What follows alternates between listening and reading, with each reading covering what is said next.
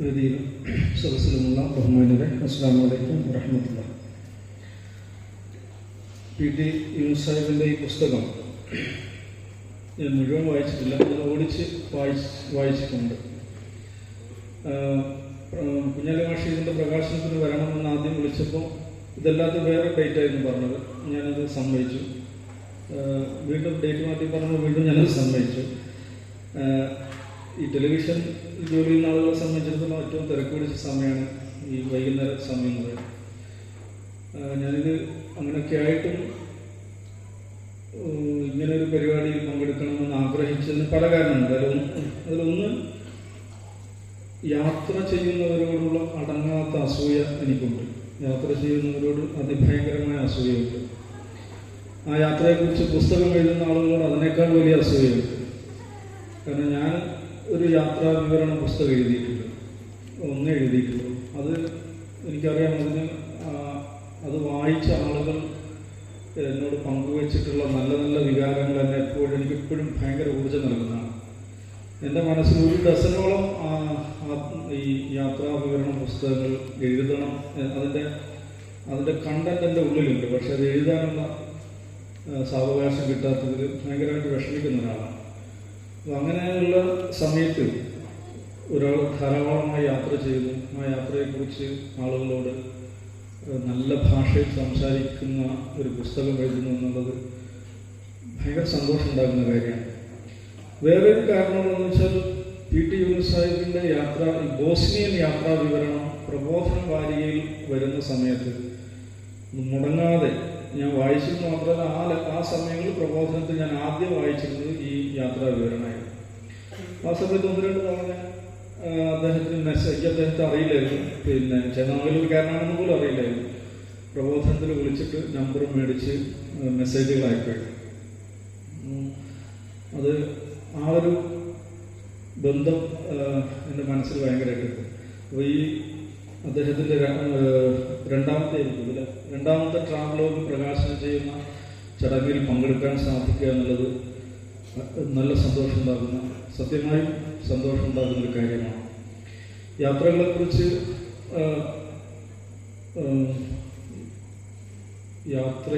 നമ്മൾ സംസാരിക്കാൻ നിന്നാൽ ഒരുപാട് സംസാരിക്കേണ്ടി.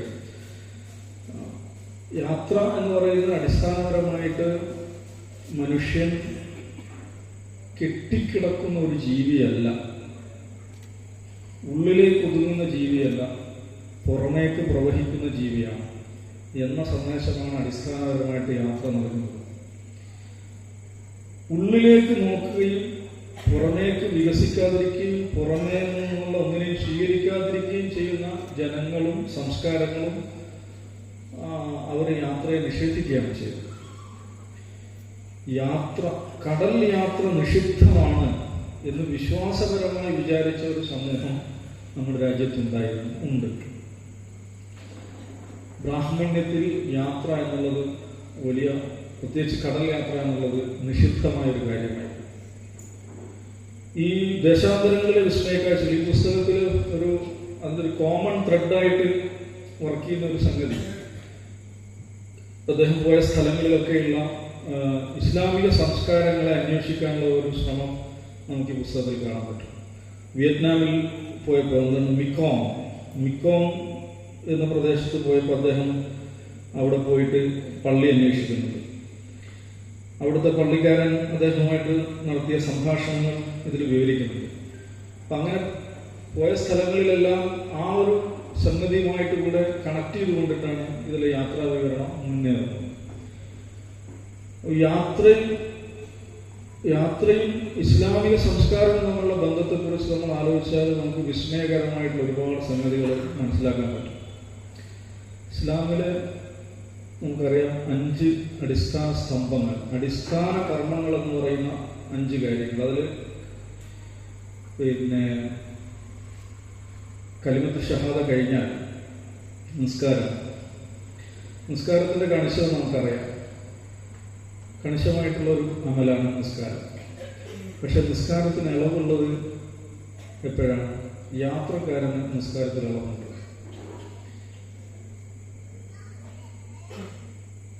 മറ്റൊരു പ്രധാനപ്പെട്ട അമലാണ് നോമ്പ്. നോമ്പിലും യാത്രക്കാരന് ഇളവുണ്ട്, മാറ്റിവെക്കാൻ ഇളവുണ്ട്. മറ്റൊരു പ്രധാനപ്പെട്ട അടിസ്ഥാനമാണ് സക്കാത്ത്. സക്കാത്തിന്റെ ഒരു വിഹിതം തന്നെ യാത്രക്കാരനെ നീക്കിവെച്ചിരിക്കുകയാണ്. ഇബ്നു സബീൽ എന്ന് പറഞ്ഞത് സക്കാത്തിന്റെ ഒരു വിഹിതം യാത്രക്കാരനെ നീക്കിവെച്ചിരിക്കുക എന്ന് പറയുമ്പോൾ ഇങ്ങനെ വരുന്ന ഒരാൾക്ക് ടിക്കറ്റിന്റെ പൈസ കൊടുക്കുക എന്നുള്ളതല്ല ഇസ്ലാമിക സംസ്കാരത്തിൽ സംഭവിക്കുന്നത്. മുസാഫിർ ഖാന എന്ന് പറഞ്ഞ ഒരു ആശയം, ഒരു പബ്ലിക് ഇൻസ്റ്റിറ്റ്യൂട്ട് ഇസ്ലാമിക സംസ്കാരത്തിൽ എല്ലായിടത്തും കാണാൻ പറ്റും. ഈ മുസാഫിർ ഖാനകൾ എന്താണ്? ഇസ്ലാമിലെ വഖഫിന്റെ ചരിത്രം പരിശോധിച്ചാൽ വഖഫ് ഏറ്റവും അധികം വഖഫ് പ്രോപ്പർട്ടികൾ ഉള്ള ആദ്യത്തെ ഒരു 5 ഇനം നോക്കിയാൽ അതിൽ മുസാഫിർ ഖാനകളാണ്. ഈ മുസാഫിർ ഖാനകൾ എന്തിനു വേണ്ടിയാണ്? യാത്രക്കാരായ മനുഷ്യർക്ക് സപ്പോർട്ട് കൊടുക്കാൻ വേണ്ടിയിട്ട്. അവർക്ക് പോകുമ്പോൾ കയറി കിടക്കാനും കുളിക്കാനും ഉറങ്ങാനും അവരുടെ കാര്യം അവരുടെ കുതിരകൾക്ക് മുസാഫിർ ഖാനയുടെ ഭാഗമായിട്ട് കുതിരകളെയും കഴുതകളെയും കെട്ടിയിടാനും അവയ്ക്ക് ഭക്ഷണം കൊടുക്കാനുമുള്ള പ്രത്യേക സംവിധാനങ്ങൾ ഉള്ളതായിട്ട് നമുക്ക് കാണാൻ പറ്റും. നമ്മൾ മലയാളത്തിൽ ട്രാൻസ്ലേറ്റ് ചെയ്യപ്പെട്ട ഡോക്ടർ മുസ്തഫ സിബായിയുടെ ഇസ്ലാമിക നാഗരികത ചില ശോഭന ചിത്രങ്ങൾ എന്ന പുസ്തകം, അതിൽ മുസാഫിർ ഖാനകൾ ഏതളവിലാണ് ഇസ്ലാമിക സമൂഹങ്ങളിൽ സജീവമായിട്ടുണ്ടായിരുന്നത് കാണാൻ പറ്റും. അപ്പൊ യാത്രക്കാർക്ക് വേണ്ടി സക്കാത്തിന്റെ ഒരു വിഹിതം തന്നെ നീക്കിവെക്കുകയും അത് വളരെ പ്രധാനപ്പെട്ട ഒരു പബ്ലിക് ഇൻസ്റ്റിറ്റ്യൂട്ടായി ഇസ്ലാമിക സമൂഹങ്ങളിൽ വികസിക്കുകയും ചെയ്യുന്നത് കാണാൻ പറ്റും. 5ാമത്തെ അമൽ അടിസ്ഥാനപരമായ യാത്ര തന്നെയാണ് ഹജ്ജ് എന്ന് പറയുന്നത്. അത് യാത്രയാണ് എന്ന് മാത്രമല്ല, ഹജ്ജ് യാത്രയിലെ ഇടത്താവളങ്ങൾ, ആ ഇടത്താവളങ്ങളിലെ മുസാഫിർ ഖാനകൾ, പണ്ഡിത സദസ്സുകൾ, ഇങ്ങനെയൊക്കെയുള്ള പല പല കാര്യങ്ങൾ ഇസ്ലാമിക ചരിത്രത്തിൽ നമുക്ക് വളരെ ചേതോഹരമായിട്ടുള്ള അതിന് അനുഭവങ്ങൾ കാണാൻ പറ്റും. അതുകൊണ്ടാണ് രിഹ്ലത്ത് ശിത്താഇ വസ്വൈഫ് എന്ന് പറയുന്നത്. ഉഷ്ണകാലമെന്നോ ശൈത്യകാലമെന്നോ വ്യത്യാസമില്ലാതെയുള്ള യാത്രകൾ. അതൊരു വലിയ സത്യമായിട്ട്, വലിയൊരു സംഗതിയായിട്ട് ഖുർആൻ എടുത്തു പറയുകയാണ്. ഖുറൈശികളുടെ മഹത്വമായിട്ട്, ഖുറൈശികളുടെ ഒരു ബലമായിട്ട്, അങ്ങനെ ശൈത്യത്തിലും ഉഷ്ണത്തിലുമെല്ലാം യാത്ര ചെയ്യുവാനുള്ള അവരുടെ സന്നദ്ധത, അതിനോടുള്ള അവരുടെ ഇണക്കം, അവരുടെ ഈലാഫ്, അത് പ്രത്യേകമായിട്ട് ഖുർആൻ എടുത്തു പറയുന്നുണ്ട്. നമ്മുടെ യാത്ര എന്നത് ഒരു സ്ഥലത്ത് നിന്ന് മറ്റൊരു സ്ഥലത്ത് ഇങ്ങനെ ടിക്കറ്റ് എടുത്ത് പോവുക വരിക എന്നുള്ളതിലപ്പുറം മനുഷ്യന്റെ മതവും സംസ്കാരവും വികാസവും നാഗരികതയും സമ്പദ്ഘടനയും വിജ്ഞാനവും എല്ലാമായി ബന്ധപ്പെട്ട് കിടക്കുന്ന വളരെ വലിയൊരു പ്രക്രിയയുടെ പേരാണ്. അങ്ങനെ ഒരു പ്രക്രിയ ഉള്ളത് കൊണ്ടാണ്, മനുഷ്യർക്കിടയിൽ ഉള്ളത് കൊണ്ടാണ് സംസ്കാരങ്ങളുടെയും മതങ്ങളുടെയും നാഗരികതകളുടെയും ആശയങ്ങളുടെയും സാങ്കേതിക വിദ്യകളുടെയും എല്ലാം കൈമാറ്റം നടന്നത്. ഇങ്ങനെ കൈമാറി പോരുന്നതാണ് മനുഷ്യനെന്ന് പറയുന്നത്. അതിലെല്ലാം ഉണ്ട്. അതിൽ അങ്ങനെ സംഭവിക്കുന്നത് നമ്മൾ ഒതുങ്ങിപ്പോകുന്നതല്ല. അത് ആ കൈമാറ്റം മനസ്സിലാക്കണമെങ്കിൽ നമ്മുടെ നാട്ടിൽ നാടൻ ഭക്ഷണം എന്നൊക്കെ പറഞ്ഞിട്ട് ചില സംഗതികളുമായിട്ട് ആളുകൾ വരും. നാടൻ ഭക്ഷണം എന്ന് പറഞ്ഞിട്ട് നമ്മൾ ഉപയോഗിക്കുന്ന ഒരു സാധനം നേന്ത്രവാഴയായി. ഈ നേന്ത്രവാഴ ഇവിടെ എങ്ങനെ എത്തി? അത് പോർച്ചുഗീസുകാർ ഇങ്ങോട്ട് യാത്ര ചെയ്തതിന്റെ ഭാഗമായിട്ടാണ് ഇവിടെ എത്തുന്നത്. കൈതച്ചക്ക എങ്ങനെ ഇവിടെ എത്തി? അത് അവരിവിടെ യാത്ര ചെയ്തതിന്റെ ഭാഗമായിട്ട് എത്തുന്നത്. ഇസ്ലാം ഇവിടെ എങ്ങനെ എത്തി? ഒരു സംഘം മക്കയിൽ നിന്ന് ഇങ്ങോട്ട് യാത്ര ചെയ്തതിന്റെ ഭാഗമായിട്ടാണ് എത്തുന്നത്. അപ്പൊ ഞാൻ പറഞ്ഞ യാത്രയിലൂടെ കൈമാറ്റം ചെയ്യപ്പെടുന്നത് എല്ലാമാണ്. അതിൽ ചരക്കുകളുണ്ട്, സേവനങ്ങളുണ്ട്, ആശയങ്ങളുണ്ട്, മതങ്ങളുണ്ട്, സംസ്കാരങ്ങളുണ്ട്, ഭാഷയുണ്ട്, ഭക്ഷണങ്ങളുണ്ട്, ഭക്ഷണ രീതികളുണ്ട്, വസ്ത്രരീതികളുണ്ട്. ഇങ്ങനെ എല്ലാമായിട്ടുള്ളതാണ്. അത് പല ആളുകൾക്കും തെറ്റിദ്ധാരണയുണ്ട്. ഇപ്പൊ ഇന്നത്തെ കാലത്ത് വിമാനങ്ങളും ട്രെയിനും കപ്പലും സംഗതികളൊക്കെ ഉള്ളതുകൊണ്ട് കുറെ യാത്ര നടക്കുന്നു. അങ്ങനെയല്ല. മനുഷ്യനുള്ള കാലം മുതൽ തന്നെ അങ്ങനെയാണ്. ഇപ്പൊ വാരിയകുന്നത്ത് കുഞ്ഞഹമ്മദ് ഹാജിയാണ്. അന്ന് അദ്ദേഹം പോയി ഹജ്ജ് ചെയ്ത് വന്നിട്ടുണ്ട്. അന്ന് അദ്ദേഹത്തോട് അവസാനം ബ്രിട്ടീഷുകാർ കൊടുക്കുന്ന ഓഫർ, നിങ്ങൾ ഇവിടുന്ന് പോയി മക്കത്ത് താമസിച്ചുള്ളൂ, അതിൻ്റെ സൗകര്യങ്ങൾ ചെയ്തു കൊടുക്കാം. ഇവിടുന്ന് അപ്പുറം ഞങ്ങൾ ബ്രിട്ടീഷുകാർ നാട് കടത്തുന്നുണ്ട്. നാട് കടത്തിയിട്ട് അദ്ദേഹം പോകുന്നത് ഒമാനിലേക്കാണ്. പിന്നെ അവിടെ അദ്ദേഹം ഉസ്മാനിയ ഖിലാഫത്തിന്റെ കീഴിൽ പ്രധാനപ്പെട്ട ഉദ്യോഗസ്ഥനാവുന്നു. പിന്നീട് അവരുടെ ഭാഷയാവുന്നു. വളരെ പ്രധാനപ്പെട്ട ഭാഷ എന്ന് പറയുന്നത് വളരെ ഉയർന്നൊരു സ്ഥാനമാണ്. ഗവർണർ സ്ഥാനത്തിന് അടുത്തൊരു സ്ഥാനമാണ്. ഫസൽ പാഷയായി മാറുകയാണ്. ഇസ്തംബുൾ ഹിജാസ് റെയിൽവേയുടെ സംഘാടകനായി അദ്ദേഹം മാറുന്നു. ഇത് വ്യാപകമായി, പ്രത്യേകിച്ച് ഇസ്ലാമിക ചരിത്രത്തിൽ നമ്മൾ എടുത്തു നോക്കിക്കഴിഞ്ഞാൽ യാത്രയുമായി ബന്ധപ്പെട്ടിട്ടുണ്ടായിട്ടുള്ള വികാസങ്ങൾ, നിരന്തരമായ വികാസങ്ങൾ, അതെല്ലാ കാലത്തും ഞാൻ പറഞ്ഞാൽ അങ്ങനെ ആധുനികമായ സൗകര്യങ്ങൾ ഉള്ള കാലത്ത് സാധ്യമാകുന്ന ഒരു കാര്യം മാത്രമല്ല. ഞാൻ ഈയിടെ ഒരു ഇന്റർവ്യൂ വായിച്ചു. ഈ ഭാഗത്തുള്ള, ഈ പൂനൂർ ഭാഗത്തുള്ള ഒരു മുസ്ലിം 1970കളിൽ അദ്ദേഹം ഇവിടുന്ന് ഫിജിയിലേക്ക് പോകുന്നു. ഫിജി എന്ന് പറഞ്ഞാൽ ഓസ്ട്രേലിയക്ക് മാത്രം പസഫിക് സമുദ്രത്തിലുള്ള ഒരു ദ്വീപാണ്. ആ ദ്വീപിൽ അദ്ദേഹം പോവുകയാണ്. അദ്ദേഹത്തിന് വിമാനം എന്താണെന്ന് അറിയില്ല, പാസ്പോർട്ട് എന്താണെന്ന് അറിയില്ല, ഫിജി എന്താണെന്ന് അറിയില്ല, ഒന്നും അറിയില്ല. മലയാളം അല്ലാത്തൊരു ഭാഷയും അറിയില്ല. ദർസിൽ പഠിച്ചിട്ട് കുറച്ച് അറബി വായിക്കാൻ അറിയാമല്ലാതെ അദ്ദേഹം ഫിജിയിലേക്ക് പോകും. അവിടെ മുസ്ലിംകാരായിട്ട് ജോലി ചെയ്യുന്നു. ഫിജിയിലെ പ്രധാനപ്പെട്ടൊരു മുസ്ലിം വ്യക്തിത്വമായി മാറുന്നു. പിന്നെ അവിടുന്ന് അമേരിക്കയിലേക്ക് പോകുന്നു. അമേരിക്കയിൽ സ്വന്തമായിട്ട് പള്ളി സ്ഥാപിക്കുന്നു. അമേരിക്കയിൽ നിന്ന് ഈ ഹജ്ജ് ഉംറ ട്രിപ്പുകൾ സംഘടിപ്പിക്കുന്നു. അതിന്റെ വിസ്മയകരമായ കഥ മനുഷ്യൻ ഇപ്പം എനിക്ക് അയാൾ ഒരു 80കളുടെ അവസാനത്തിലുള്ള ആളാണ്. ഒരു സാധാരണ നമ്മുടെ ഈ ഉണ്ണിക്കുളം ഗ്രാമത്തിലുള്ള ഒരു സാധാരണ മുസ്ലിം വന്ന് വിമാനം കയറണമെങ്കിൽ ചെന്നൈയിൽ പോകണം. ആ ജീവിതത്തിൽ ഒരിക്കൽ പോലും വിമാനം കണ്ടിട്ടില്ലാത്തൊരു മനുഷ്യൻ ഫിജി എന്ന് പറയുന്ന അതിവിദൂരമായ നാട്ടിലേക്ക് 70കളിൽ യാത്ര ചെയ്യാം. അങ്ങനത്തെ യാത്രകൾ എല്ലാ കാലത്തും ഉണ്ട്. ഈ പുഴുകിയുടെ അബ്ദുറഹ്മാൻ തറവൈസായി നമ്മൾ ചെന്നൈയിലൊരു നമ്മളടുത്ത പ്രദേശമായ ഓമശ്ശേരിയിലെ അദ്ദേഹം ഒരു ഇന്റർവ്യൂ പ്രബോധനത്തിൽ നിങ്ങൾ വായിച്ചിട്ടുണ്ടാവും. അതും 70കളിൽ തന്നെയാണ്. അദ്ദേഹം മദീനത്തേക്ക് ഈ സൗദി അറേബ്യയിലേക്ക് പോവാണ്, പഠിക്കാനാണ് പോകുന്നത്. ആ കാലത്ത് ഒരു ചെറുപ്പക്കാരൻ, ഇന്നൊക്കെയാണ് നമുക്ക് ഗൂഗിളും മറ്റേ നെറ്റ്, സൗദി അറേബ്യ, അവിടുത്തെ യൂണിവേഴ്സിറ്റികൾ കാര്യങ്ങളൊക്കെ അറിയാം.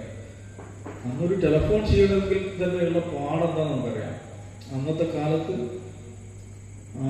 അദ്ദേഹം പിന്നെ സൗദിയിലേക്ക് പോകും. അവിടെ ഉപരിപഠനം നടത്തണം എന്ന ഈ ഒരു ഉത്കടമായിട്ടുള്ള പുതിയ പ്രദേശങ്ങൾ, പുതിയ ആശയങ്ങൾ, പുതിയ സങ്കേതങ്ങൾ, അതിനുള്ള ആഗ്രഹങ്ങൾ മനുഷ്യൻ എപ്പോഴും ഇങ്ങനെ ചലിപ്പിച്ചുകൊണ്ടിരുന്നു. അതുകൊണ്ട് യാത്ര, ഞാൻ പറഞ്ഞു, സംസ്കാരത്തിലും സമ്പദ്ഘടനയിലും എല്ലാറ്റിലും, രാഷ്ട്രീയത്തിലും മതത്തിലുമെല്ലാം വലിയ തോതിൽ ഇങ്ങനെ പ്രവർത്തിച്ചുകൊണ്ടിരിക്കുന്ന ഒരു കാര്യമാണ് യാത്ര എന്നുള്ളത്. വലിയൊരു ഇൻഡസ്ട്രി കൂടിയാണ്. ലോകത്തെ ഏറ്റവും പ്രധാനപ്പെട്ട ഒരു ഇൻഡസ്ട്രിയാണ് ടൂറിസം ഇൻഡസ്ട്രി എന്ന് പറയുന്നത്. അപ്പോൾ യാത്ര ചെയ്യുക, യാത്രികരെ സ്വീകരിക്കുക, ഇത് രണ്ടും പരസ്പരം ബന്ധപ്പെട്ട് കിടക്കുന്നതാണ്. യാത്ര ചെയ്യുന്നത് പോലെ തന്നെ പ്രധാനമാണ് യാത്രികരെ സ്വീകരിക്കുക, അല്ലെങ്കിൽ യാത്രികരെ ആകർഷിക്കാൻ ആവശ്യമായിട്ടുള്ള സംവിധാനം ഉണ്ടാകുക. ലോകത്ത് ഒരു കാര്യം നോക്കിയാൽ മതി. കഴിഞ്ഞ വർഷം 2023 ലോകത്ത് ഏറ്റവും കൂടുതൽ ആളുകൾ വിസിറ്റ് ചെയ്ത 10 നഗരങ്ങൾ നമ്മൾ എടുത്തു നോക്കിക്കഴിഞ്ഞാൽ അതിലൊന്നാമത്തെ നഗരം ന്യൂയോർക്ക് സിറ്റിയാണ്. 2023 ന്യൂയോർക്ക് സിറ്റിയിൽ അങ്ങനെ ആളുകൾ ആകർഷിക്കും. ന്യൂയോർക്ക് സിറ്റിയിൽ ഇപ്പോൾ മേയറായിട്ട് ജയിച്ചിട്ടുള്ള മംദാനി, സോറ മംദാനി എന്നാണ് നമുക്കറിയാം. സോറ മംദാനി ഇവിടെ അംബാലയിൽ, ഉഗാണ്ടയിൽ ജനിച്ചൊരു മനുഷ്യനാണ്. ആഫ്രിക്കയിൽ അങ്ങോട്ട് കുടിയേറിയ ഒരു വാപ്പാന്റെ മകനാണ്. അങ്ങനെ ഒരു ചെറുപ്പക്കാരൻ 34ാമത്തെ വയസ്സിൽ ലോകത്തെ ഏറ്റവും വലിയ നഗരത്തിന്റെ മേയറാണ്. അത് ആഫ്രിക്കയിൽ നിന്ന് അങ്ങോട്ട് യാത്ര ചെയ്യാനുള്ള ഒരു സന്നദ്ധതയുണ്ട് അവിടെ. യാത്രികരെ സ്വീകരിക്കാനുള്ള സന്നദ്ധത അവിടെയുണ്ട്. അങ്ങനെ സ്വീകരിക്കപ്പെടുന്നു, അവൻ വളരുന്നു, പ്രസിദ്ധനാവുന്നു, ലോകത്തിലെ മഹാനഗരത്തിന്റെ മേയറാവുന്നു. 2023 നമ്മൾ ഈ ടൂറിസം ഇൻഡസ്ട്രിയിലെ കണക്കിലെടുത്ത് പരിശോധിച്ചാൽ എപ്പോഴും ഒന്നാം സ്ഥാനത്ത്, മിക്ക സമയത്ത് ഒന്നാം സ്ഥാനത്ത്, ആദ്യത്തെ 10 എപ്പോഴും ഉണ്ടാകുന്ന നഗരമാണ് ന്യൂയോർക്ക് സിറ്റി. അത്രയും അധികം മനുഷ്യരെ അവർ ആകർഷിക്കുന്നു. പക്ഷെ 2024 the most visited 10 cities in the world, നിങ്ങൾ ജസ്റ്റ് ഗൂഗിൾ ചെയ്ത് നോക്കും, അത് ന്യൂയോർക്ക് ഇല്ല. അപ്പൊ ആ ഒന്നാം സ്ഥാനത്ത് പോയിട്ട് ഈ 10 തന്നെ ന്യൂയോർക്ക് ഇല്ല. അതെന്തുകൊണ്ടാണ്? അവിടെ ഒരു മനുഷ്യൻ വന്നിട്ടുണ്ട്, ആ ചെന്നൈ അലമ്പാണ്. ഈ സ്വീകരിക്കാനുള്ള സന്നദ്ധത, ആളുകളുടെ യാത്ര ചെയ്യാനുള്ള സന്നദ്ധത മാത്രമല്ല, സ്വീകരിക്കപ്പെടാനുള്ള സന്നദ്ധത, അതിനെക്കുറിച്ച് ആളുകൾക്ക് ആശങ്കയുണ്ട്. ഇപ്പൊ ലോകത്ത് സ്വീകരിക്കപ്പെടുന്ന നഗരങ്ങൾ, ഏറ്റവും കൂടുതൽ ആളുകൾ യാത്ര ചെയ്യുന്ന നഗരങ്ങൾ, എന്താ പറയുക, രാജ്യങ്ങളുടെ ശക്തിയും സമ്പത്തും ആലോചിച്ചാൽ മിക്കതും അമേരിക്കയിലും യൂറോപ്പിലൊക്കെ ആകേണ്ടതാണ്. പക്ഷെ എപ്പോഴും ഇസ്തംബൂൾ നഗരം ഇപ്പോഴും ആദ്യത്തെ 5-ലുണ്ടാവും. 2023 അത് 24 അത് 2ാം സ്ഥാനത്താണ്. പല വർഷങ്ങളിലും അത് 1ാം സ്ഥാനത്ത് വരാറുണ്ട്. ഇസ്തംബൂൾ പോയവർക്കറിയാം അത് എത്രത്തോളമാണ് യാത്രികരെ സ്വീകരിക്കാനുള്ള അതിൻ്റെ ഒരു സന്നദ്ധത. അതിൻ്റെ ഓരോ ഇഞ്ചിലും നമുക്ക് കാണാൻ പറ്റും. തുർക്കിയിലെ 2 നഗരങ്ങൾ എപ്പോഴും, ഇസ്തംബൂളും അന്റാലിയയും, എല്ലായ്പ്പോഴും ആദ്യത്തെ 10 നഗരങ്ങളുണ്ടാവും. അപ്പോൾ യാത്രികരെ സ്വീകരിക്കാനുള്ള സന്നദ്ധത എന്നതും വളരെ പ്രധാനമാണ്. അതും എഗൈൻ മനുഷ്യന്റെ തുറവിയുമായി ബന്ധപ്പെട്ട, യാത്ര മനുഷ്യന്റെ തുറവിയുമായി ബന്ധപ്പെട്ട ഒരു ഘടകമാണെന്നതുപോലെ തന്നെ യാത്രികരെ സ്വീകരിക്കുക, ഹോസ്റ്റ് ചെയ്യുക, ആതിഥേയത്വം വഹിക്കുക എന്നുള്ളതും മനുഷ്യന്റെ തുറവിയുമായി ബന്ധപ്പെട്ടതാണ്. അത് മനുഷ്യന് വികാസമുണ്ടാക്കും, വികസനമുണ്ടാക്കും. അതാണ്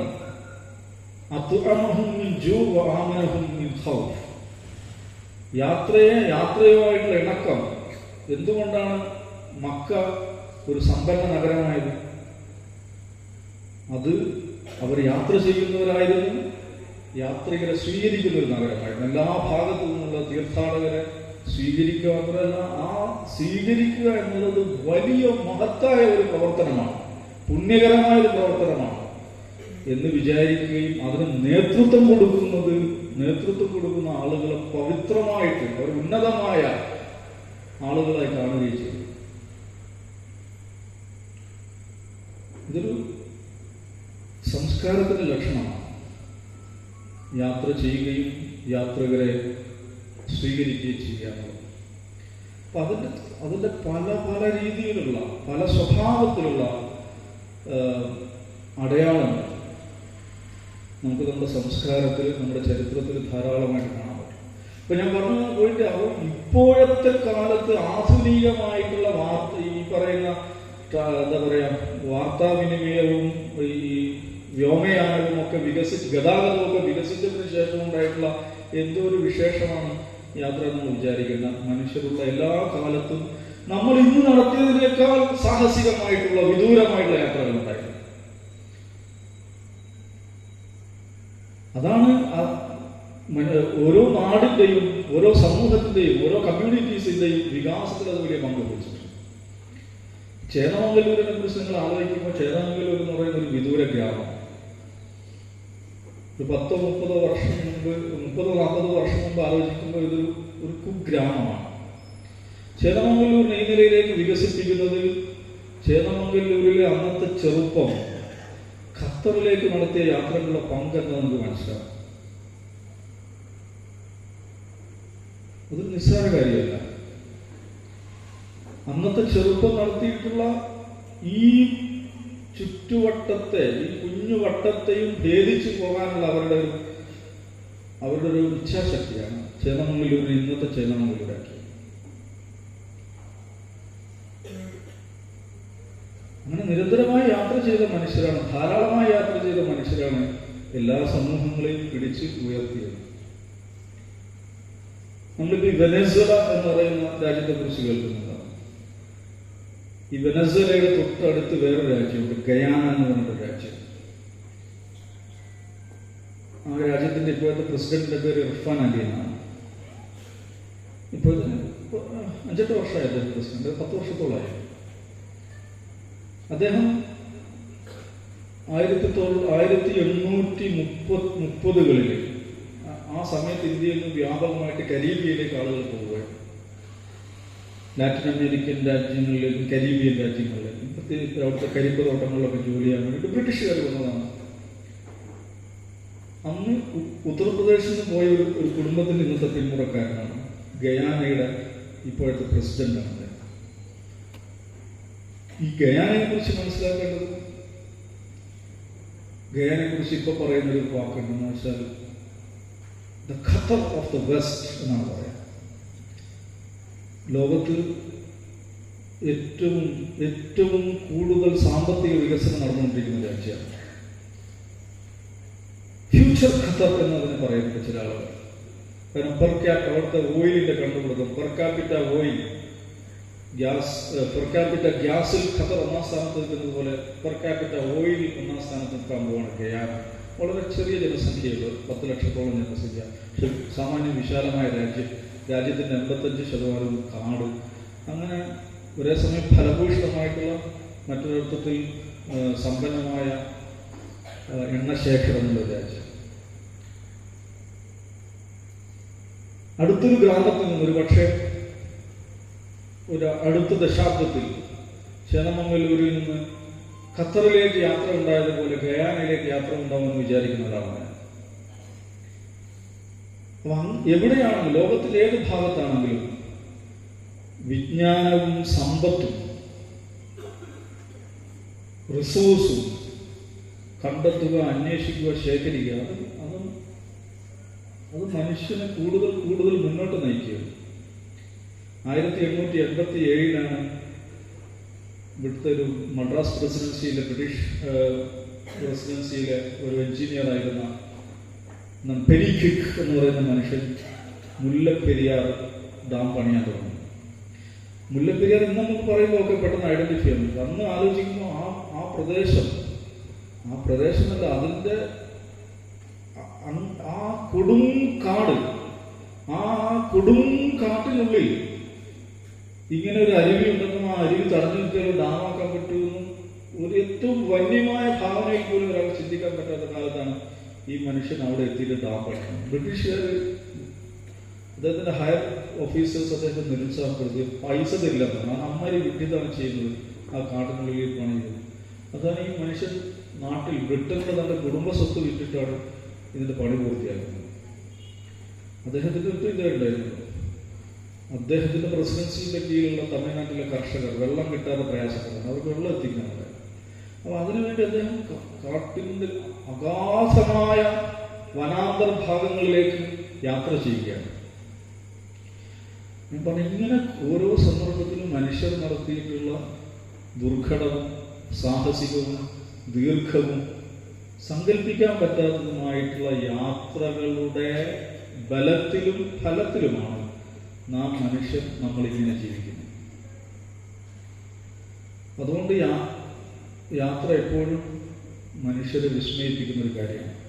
ഈ പുസ്തകത്തിൽ ഈ ഒരു ഇറ്റാലിയൻ നഗരത്തെ കുറിച്ച് പറയുന്നുണ്ട്, ബെർക്കോണി എന്ന്.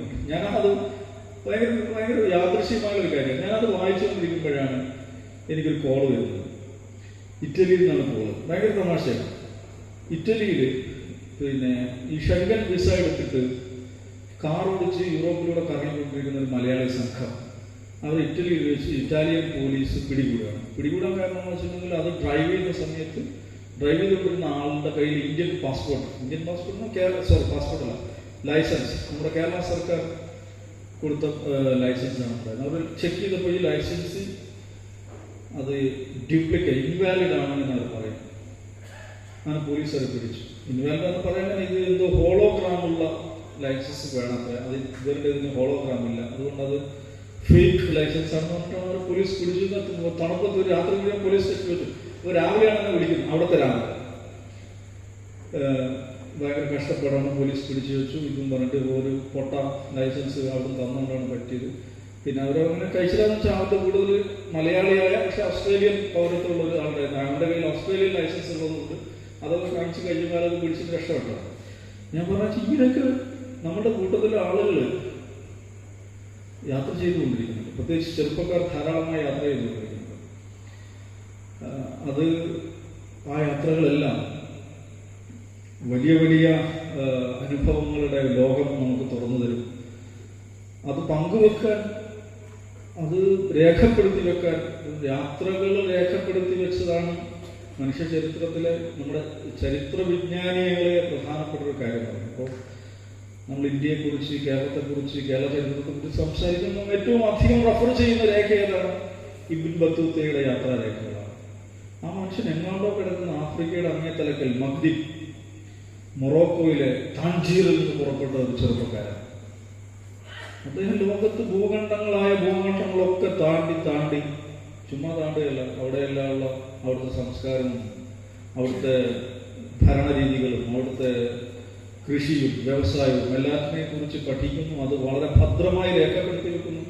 അപ്പൊ ഇബ്നു ബത്തൂത്തയുടെ രഹില അത് ലോക ചരിത്രത്തിൽ ഏറ്റവും പ്രധാനപ്പെട്ട റെഫറൻസാണ്. ഇപ്പൊ കോഴിക്കോടിനെ കുറിച്ച് പഠിക്കാൻ, സാമൂതിരിയെ കുറിച്ച് പഠിക്കാൻ നമ്മൾ ഏറ്റവും കൂടുതൽ റെഫർ ചെയ്യുന്നത് എന്താണ്?